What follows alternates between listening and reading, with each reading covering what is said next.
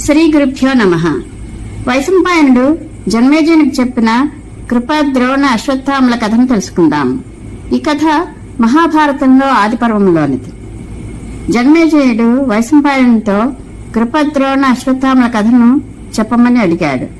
వైశంపాయనుడు మొదలుపెట్టాడు. జన్మేజయ, గౌతమ మహర్షి కొడుకు శరద్వంతుడు ధనుర్విద్యతో పాటే పుట్టాడు.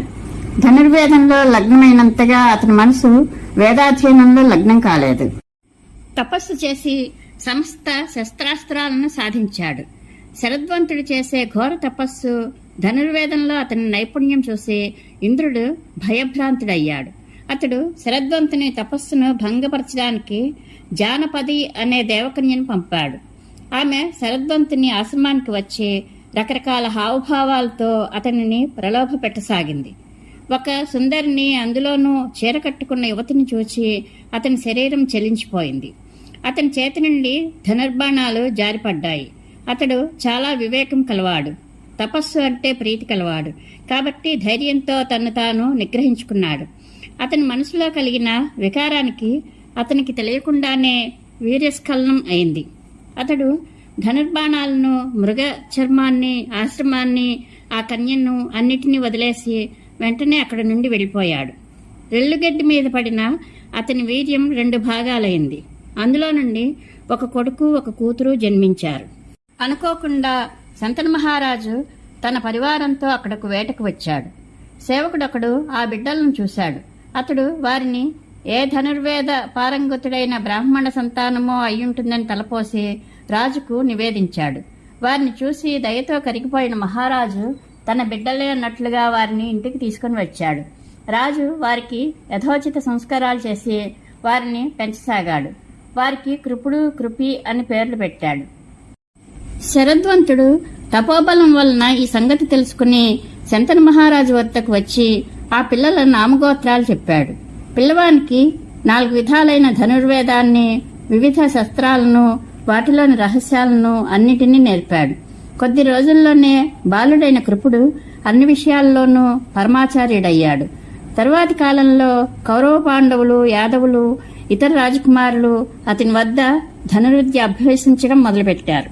ఇంతకంటే ఎక్కువగా కౌరవ పాండవులు ధనుర్విద్యలో మెళకువలు తెలుసుకోవాలని భీష్ముడు భావించాడు. ఇప్పుడు వారికి ఎవరో ఒక సాధారణ ఆచార్యుడు నేర్పితే చాలదు. అందుకని అతడు కౌరవ పాండవులను ద్రోణాచార్యుని చేతుల్లో పెట్టాడు. భీష్ముడు చేసిన గౌరవానికి సంతోషించి అతడు రాజకుమారులకు ధనుర్వేదంలో శిక్షణ ఇయ్యసాగాడు. కొద్ది రోజుల్లోనే రాజకుమారులందరూ అన్ని శాస్త్రాల్లోనూ ప్రవీణులయ్యారు అని వైశంపాయనుడు చెప్తూ ఉండగా మధ్యలో జన్మేజయుడు, దేవా, ద్రోణాచార్యుని జన్మ వృత్తాంతం ఏమిటి? అతనికి అస్త్రవిద్య ఎలా లభించింది? అతనికి కౌరవులతో గల సంబంధం ఎలాంటిది? అలాగే అశ్వత్థామ జననం గురించి కూడా చెప్పండి అని అడిగాడు. వైశంపాయనుడు మొదలుపెట్టాడు. జనమేజయ, పూర్వం గంగాద్వారం అనే చోట భరద్వాజ మహర్షి ఉండేవాడు. అతడు నియమ సంపన్నుడు, ప్రసిద్ధుడు. అతడు ఒకసారి యజ్ఞం మొదలుపెట్టాడు. ఆ రోజున అతడు అందరికంటే ముందు కొంతమంది మహర్షులతో కలిసి గంగా స్నానానికి వెళ్ళాడు. అక్కడ ఘృతాచి అనే అప్సర స్నానం చేసి నీటిలో నుండి బయటకు రావడం చూశాడు. ఆమెను చూడగానే భరద్వాజునికి మనసులో కోరిక కలిగింది. వీర్యస్ఖలనం అయింది. దానిని అతడు ద్రోణం అనే యజ్ఞపాత్రలో ఉంచాడు. దాని నుండే ద్రోణుడు జన్మించాడు. ద్రోణుడు వేదాంగాలన్నీ అధ్యయనం చేశాడు. భరద్వాజ మహర్షి ఆగ్నేయాస్త్రాన్ని అంతకుముందే అగ్నివేశ్యుడనే వాడికి ఇచ్చాడు. అగ్నివేశ్యుడు తన గురువు ఆజ్ఞానుసారం ద్రోణునికి ఆగ్నేయాస్త్రం ఉపదేశించాడు. వృషతుడనే రాజు భరద్వాజమునికి స్నేహితుడు. ద్రోణుడు పుట్టినప్పుడే అతనికి ద్రుపదుడు జన్మించాడు. అతడు కూడా భరద్వాజాశ్రమంలో ద్రోణునితో పాటు విద్య నేర్చుకుంటున్నాడు. ద్రోణునితో అతనికి గాఢ మైత్రి ఏర్పడింది.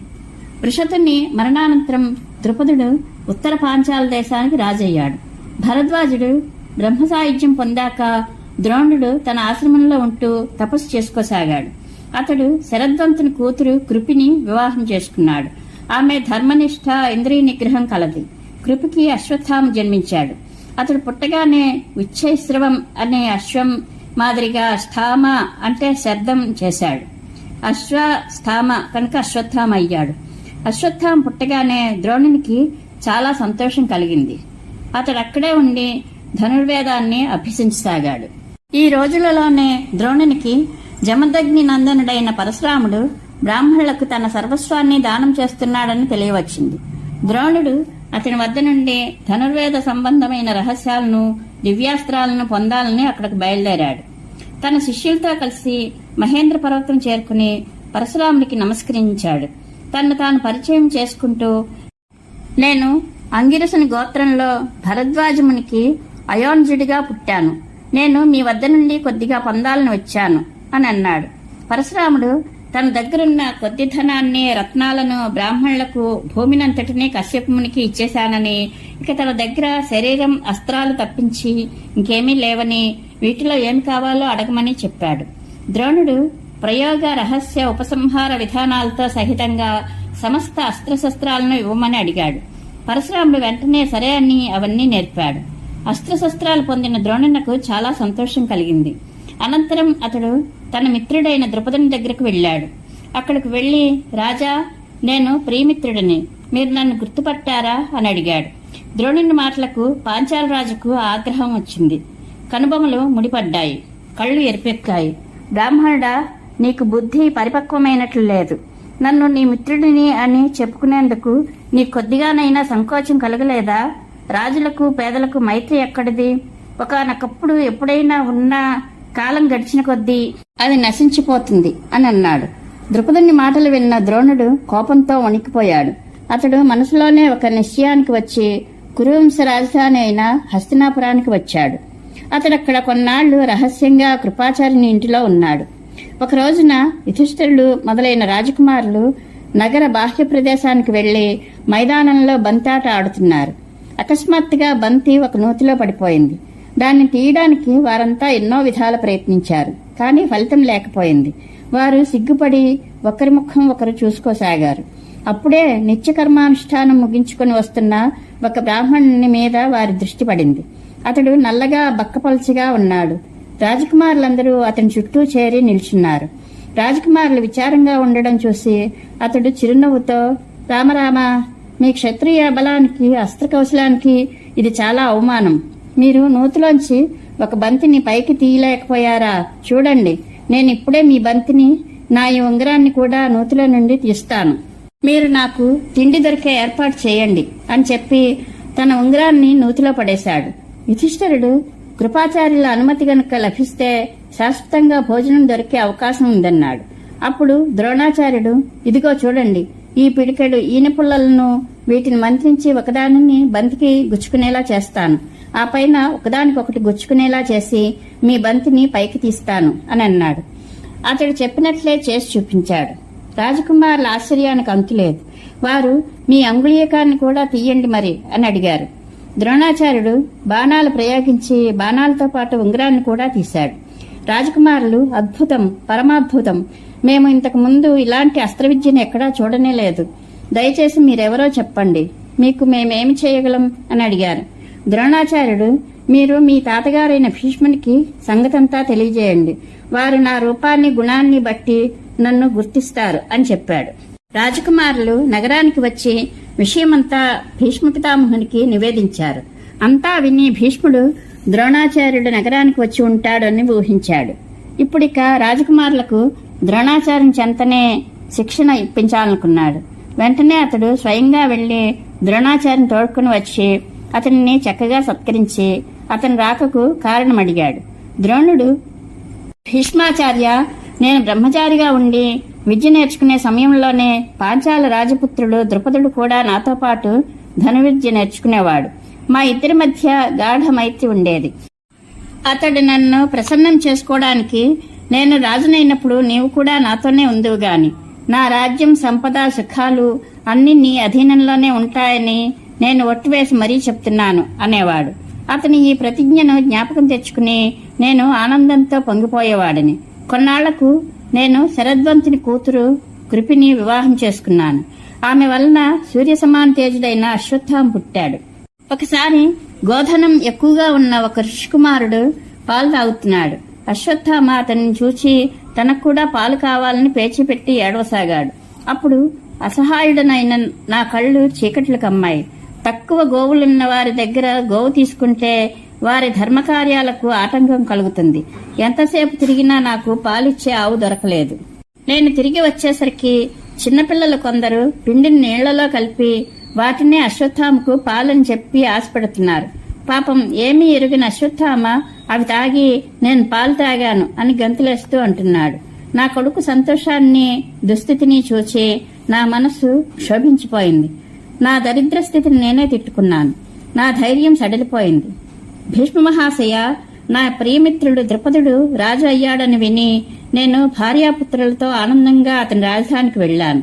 నేను ద్రుపదుడు చేసిన శపథాన్ని విశ్వసించాను. కాని నేను ద్రుపదుడిని కలిసినప్పుడు అతడు నన్ను అపరిచితునిలా చూస్తూ, బ్రాహ్మణదేవుడా, ఇప్పటికీ నీ బుద్ధి వికసించలేదు. లోక వ్యవహారం తెలుసుకోలేకపోతున్నావు. నేను నీ మిత్రుడినని నిర్భయంగా చెప్తున్నావు. సోదర, మనుష్యులు కలుస్తూ ఉంటారు, విడిపోతూ ఉంటారు. ఆనాడు మనమిద్దరం సమానులం కాబట్టి మైత్రి ఉండేది. ఈనాడు నేను ధనికుడిని, నీవు ధనం లేనివాడవు. మైత్రి ఉండడం అర్థం లేని మాట. నేను రాజ్యం కూడా ఇస్తానని ప్రతిజ్ఞ చేశానని నీవు అంటున్నావు. కానీ నాకు ఏమీ జ్ఞాపకం లేదు. నీకు ఇష్టమైతే ఒకరోజు కావలసినంత తిని వెళ్ళు అని హేళనగా అన్నాడు. నేను అక్కడి నుండి వచ్చేసేటప్పుడు ఒక ప్రతిజ్ఞ చేశాను. ద్రుపదుడు చేసిన అవమానం నా మనసును మండిస్తోంది. నేను నా ప్రతిజ్ఞ తొందరలోనే పూర్తి చేసుకుంటాను. నేను గుణవంతులైన శిష్యులకు శిక్షణనిచ్చే ఉద్దేశంతో ఇక్కడ వచ్చాను. నా వల్ల మీరు ఏమి ఆశిస్తున్నారు? మీకు నేనేం చేయగలను అని తన కథనంతా చెప్పి అడిగాడు. భీష్ముడు, ఇప్పుడు మీరు మీ వింటినారిని దించండి. ఇక్కడ నివసిస్తూ రాజకుమారులకు ధనుర్వేదం, అస్త్రవిద్య నేర్పండి. కౌరవుల ధనం, రాజ్యం, వైభవం అన్నీ మీవే. మేమందరం మీ ఆజ్ఞానువర్తులం. మీ రాక మా సౌభాగ్యం అని అన్నాడు. వైశంపాయనుడు కొనసాగించాడు. రాజా, ద్రోణాచార్యుడు భీష్మ పితామహుని సన్మానాన్ని పొంది హస్తినాపురంలో నివసించడం మొదలుపెట్టాడు. అతడు ద్రోణునికి అన్నవస్త్రాదులకు, ధనానికి లోట్లేని ఒక సుందర భవనాన్ని ఉండడానికి ఇచ్చాడు. ద్రోణుడు ధార్తరాష్ట్రులను, పాండవులను శిష్యులుగా స్వీకరించి శాస్త్రోక్తంగా ధనుర్వేదాన్ని నేర్పసాగాడు. ఒక రోజున అతడు తన శిష్యులందరినీ ఏకాంతంగా పిలిచి, నాదొక కోరిక ఉంది. విలువిద్య నేర్చుకోవడం పూర్తి అయ్యాక నా కోరిక తీర్చగలరా అని అడిగాడు. అర్జునుడు మిక్కిలి ఉత్సాహంగా తాను ఆ కోరికను తీరుస్తానన్నాడు. ద్రోణాచార్యుడు ఆనందించాడు. అర్జునుని గాఢంగా కౌగిలించుకున్నాడు. అతని కళ్లల్లో ఆనంద బాష్పాలు చిప్పిల్లాయి. ద్రోణాచార్యుడు తన శిష్యులకు రకరకాల దివ్యమైన, అలౌకికమైన అస్త్రప్రయోగాలు నేర్పిస్తున్నాడు. అతని శిష్యులలో యదువంశీయులు, ఇతర రాజకుమారులు కూడా ఉన్నారు. సూతపుత్రునిగా ప్రసిద్ధికెక్కిన కర్ణుడు కూడా వారిలో ఉన్నాడు.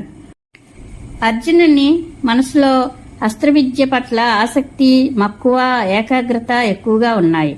అతడు ద్రోణాచార్యునికి ఎక్కువగా సేవ చేస్తూ ఉండేవాడు. అందుకనే అతడు శిక్షణ పొందడం, బాహుబలం చూపడం, యత్నించడం అనే దృష్టితో సమస్త శస్త్రాలను ప్రయోగించడంలోనూ, చాకచక్యంలోనూ, నిర్దిష్టతలోనూ అందరికంటే ముందుండేవాడు. ద్రోణాచార్యునికి తన కొడుకు అశ్వత్థామ మీద ఎనలేని ప్రేమ. నీళ్లు తేవడానికి అందరికీ ఇచ్చే కమండలువులు సన్నమూతి కలవి కావడంతో అవి నింపి తేవడానికి ఆలస్యమయ్యేది. కానీ అశ్వత్థామకు ఇచ్చిన కమండలువు వెడల్పు మూతి గలది కావడంతో తొందరగా నిండిపోయేది. అతడు త్వరగా వచ్చేసేవాడు. ఇతరులు వచ్చేలోగా అతనికి అస్త్రవిద్యలోని రహస్యాలు చెప్పేవాడు. ఈ సంగతి పసిగట్టిన అర్జునుడు తన కమండలువును వారణాస్త్రంతో వెంటనే నింపి తెచ్చేవాడు. కనుక అతడు కూడా అశ్వత్థామతో సమానంగా రహస్యాలన్నీ నేర్చుకున్నాడు. అతని కంటే ఎందులోనూ వెనకబడలేదు. ఒక రోజున భోజనం చేసే సమయంలో గాలి గట్టిగా వీచి దీపం ఆరిపోయింది. చీకటిలో కూడా చేయి తడుముకోకుండా నోటి దగ్గరకు పోవడం గమనించిన అర్జునుడు గురి తప్పకుండా ఉండడానికి వెలుతురు అవసరం లేదని, అభ్యాసం ఉంటే చాలని తెలుసుకున్నాడు. ఆనాటి నుండి అతడు చీకటిలో కూడా అభ్యాసం చేయడం మొదలుపెట్టాడు. ఒకరోజు రాత్రి అర్జున్ ధనుష్టంకారం విన్న ద్రోణాచార్యుడు అతని వద్దకు వచ్చి ఆప్యాయంగా కౌగులించుకుని, నాయనా, ఈ లోకంలో నిన్ను మించిన ధనుర్ధరుడెవరూ లేకుండా ఉండేలా నిన్ను తయారు చేస్తాను. నేను ఈ మాట నిజంగానే చెప్తున్నాను అన్నాడు. ఆచార్యుడు రాజకుమారులందరికీ గుర్రాల మీద, ఏనుగుల మీద, రథాల మీద, భూమి మీద నిలబడి యుద్ధం చేయడం, కత్తి తిప్పడం, తోమరం, ప్రాసం, శక్తి మొదలైన ఆయుధాలు ప్రయోగించడం, తుమ్మల యుద్ధం అన్నింటిలో శిక్షణ ఇచ్చాడు. ఇవన్నీ నేర్పేటప్పుడు అర్జునుని మీద ప్రత్యేకమైన శ్రద్ధ కనబరిచాడు. తరువాతి కథ మరొక వీడియోలో తెలుసుకుందాం. పరమేశ్వరానుగ్రహ ప్రాప్తిరస్తు. శుభం భూయాత్.